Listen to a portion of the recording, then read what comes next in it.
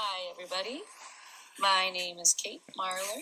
I am doing my poetry analysis on the poem Wild Dogs Under My Skirt, which is actually also the title of a book written by Tusiata Avia.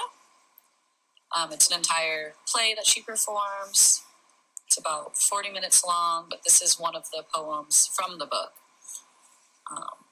And just the title alone, I love the imagery in the title, Wild Dogs Under My Skirt. I picture coming across, a woman walking with a long, flowing skirt, and you think, oh, she seems like a nice, lovely lady, or whatever you want to say, and she lifts her skirt up to reveal wild dogs. So here it is. So Tusiata Avia was born in New Zealand in 1966. She spent some time overseas, but eventually returned and continues to reside in New Zealand to this day. She is of Samoan descent on her father's side and Palangi descent on her mother's side. She graduated from the University of Canterbury, which is in her hometown, with a master's, as well as getting a master's of arts in creative writing from the International Institute of Modern Letters. She published 4 poetry books: Wild Dogs Under My Skirts, Blood Clot, Fale Aitu, I think is the pronunciation, and the Savage Colonizer book. She's also a published child book author. She has children of her own, and she's won a ton of awards. She's won the Fulbright Creative New Zealand Pacific Writers Residency at the University of Hawaii. She's won the Emerging Pacific Artist Award at the Creative New Zealand Arts Pacifica Awards. She's won the Janet Frame Literary Trust Award, and the Savage Colonizer book won the Poetry Award at the Auckland New Zealand Book Awards. And I love this photo of her with all of these things in her hair. I see looks like multiple different types of flowers. I see fruit. I see nests. And a little hula dancer maybe that you would put on your dashboard, and vegetables. I love that photo. I think that's a fun one of her. Just for reference, these are a few of the covers of the books and poetry books she's written. They all kind of share a similar theme too, with the coloration, having it kind of be oranges and reds, kind of abstract art. I love the Savage Colonizer book. It just looks very savage. I'd be interested to check that one out for sure. So here's the poem, and I actually have the recording of Tusiata reading it. So I'm going to stop talking and I'm going to let her read it.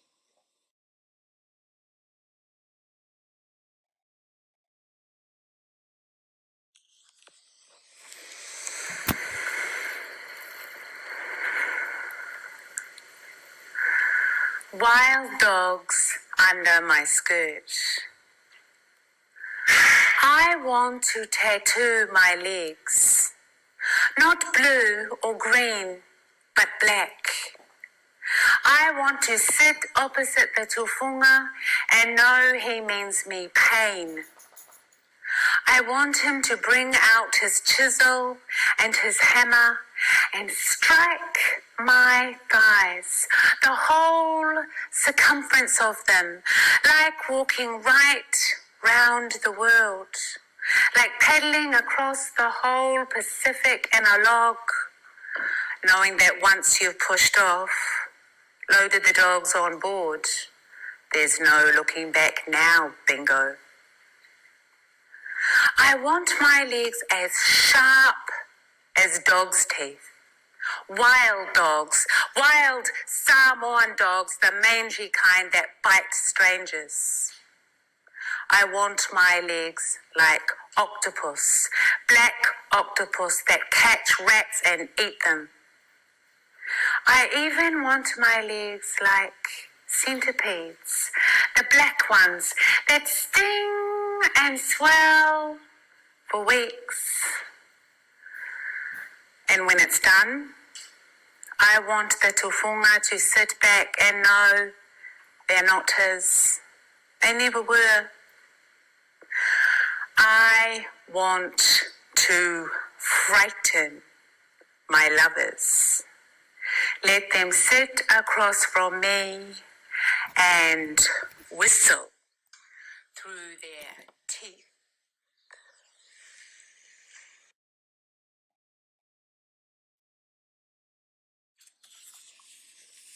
Woo-hoo! Gets me every time. Okay, so I think the central purpose of this poem is Avia is expressing her desire for personal protection and empowerment through the act of having her legs tattooed, known in Samoa as Malu, which is like the female version of tattoos. The tone to me she seems confident. She seems determined. She seems strong. She knows what she wants, and calm. And there's a little momentary hints of subtle aggression when she says, I want to frighten my lover. She wants to sit across from the tafunga and know that those tattoos belong to her. It's subtle. It's not like, it's not like violent aggression, but it's strong, powerful energy. The speaker is Tusiata Avia, a Samoan Palangi woman raised in New Zealand. And the audience, I think, could be a wide variety of people. Possibly other Samoan women who also grew up in New Zealand during that time. Possibly other people who are seeking forms of protection, strength, and empowerment. I think it's open to a lot of different potential audiences. The setting is New Zealand. She wrote it around 2004. I think it could also maybe be, in a place where she will be receiving her Malu. Which it doesn't look like there's any, according to my research, it doesn't look like there's any one area where, you don't go to like a tafuga shop like we go to tattoo shops here, but maybe they come to you or you go to them. But it looks pretty open-ended as to the location as to where people receive their Malu. And this picture on the right is a picture of a Malu, and it's often in the knee pits, which I can only imagine is incredibly painful. But it's on the back of the legs, can sometimes go around. It's incredible. It's really beautiful. The main message of Wild Dogs Under My Skirt. Avia is requesting a Malu from the tafunga. Typically in the Samoan culture, tattoos are dominated by men, with no female tafungas. Tafungas are the people that are giving the tattoo. When a woman receives a Malu, she's at the mercy of multiple men during the process. So there's, the man giving the Malu, and then there's multiple men stretching the person receiving the Malu's skin so that the ink can get in better. So there's, maybe two men holding down the woman's legs and stretching them, and hands all over her body, which, like, if you picture it, can be a really invasive process. So I like the way that in the poem she's commanding the process instead of being submissive to it. In her poem, Avia is taking charge of her Malu, expressing exactly what she wants. Usually the tafunga chooses. She wants the tafunga to know that it is not his, but belongs to her. Additionally, she wants to feel its pain, which I think is important. She's not afraid of the pain. She's not hesitant to receive the Malu because of the pain. She is on board to feel the pain. She wants this Malu to help her feel protected from future lovers and empowered and safe in a male-dominated culture. Artistry. This poem is written in 7 different stanzas. It's a little bit of a shorter poem.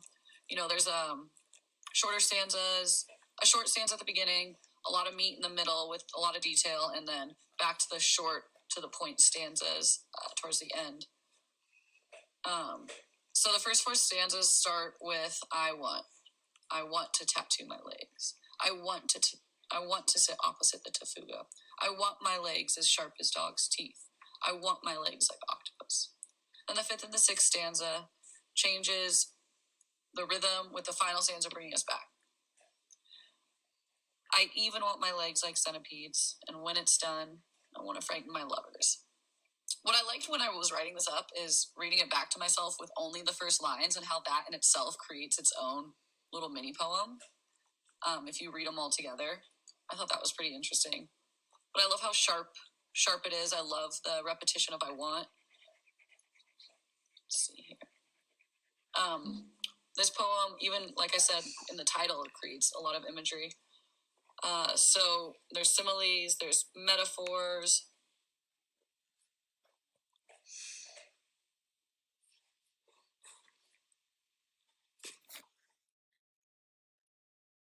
One of the first similes is, "I want my legs as sharp as dogs' teeth, wild Samoan dogs."